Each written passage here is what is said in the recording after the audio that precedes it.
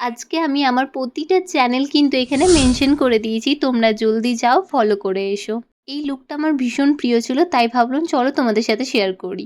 ফার্স্টেই ফেসে ইউজ করলাম পন্সের জেল ময়শ্চারাইজার।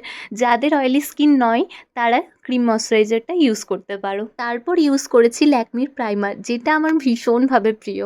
খুব তাড়াতাড়ি ফেসের মধ্যে অ্যাবজর্বও হয়ে যায়, এই জন্য আমার কিন্তু খুব ভালো লাগে। তারপর ইউজ করেছি ল্যাকমির ফাউন্ডেশন ননস্টিকি। এটা হাতে করেই তোমরা ব্লেন্ড করে নিতে পারো। তোমাদের মধ্যে অনেকেরই লাইট মেকআপ কিন্তু ভীষণ পছন্দ আর পার ডে দরকার, তাদের জন্য কিন্তু এই দুটো জিনিস বেস্ট হবে। তোমার আমার সবার প্রিয় রিকোডের গ্রিপ ফিক্সারটা এবার ইউজ করে নিলাম। মেকআপটাকে ভালোভাবে সেট করার জন্য আমি এখানে লুজ পাউডার ইউজ করছি। প্যাকের লুজ পাউডারটা ভীষণ ভালো আর আমার খুব পছন্দ, তাই প্যাকেটটাই ইউজ করলাম আজকে। অফ ক্যামেরায় আমি কিন্তু আইব্রোটা খুব সুন্দরভাবে সেট করে নিয়েছি।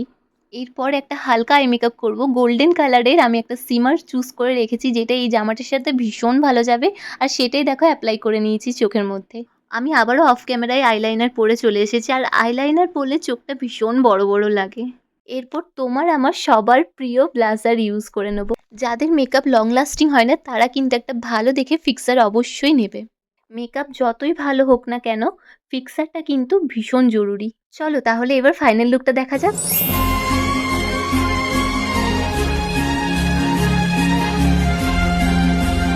তোমরা যারা এই ভিডিওটি ইউটিউব থেকে দেখছো তারা অবশ্যই সাবস্ক্রাইব করে রাখো আরও নতুন নতুন ভিডিও দেখার জন্য। টাটা।